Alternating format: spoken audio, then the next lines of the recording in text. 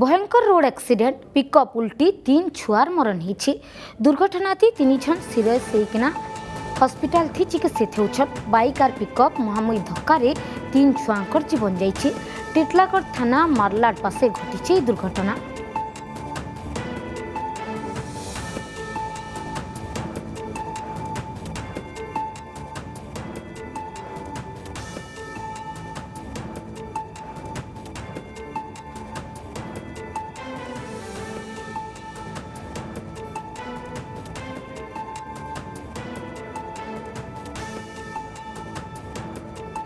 टिटलागढ़ थाना मारलाड पासे भयंकर रोड एक्सीडेंट बाइक और पिकअप मुहांमुही धक्का लगी 3 छुआर जीवन जाइए।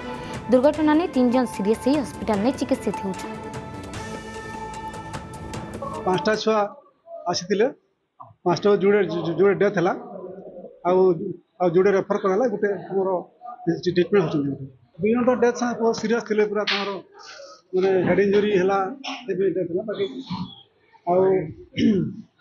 आ जुड़े छुआ स्टेबल होछन।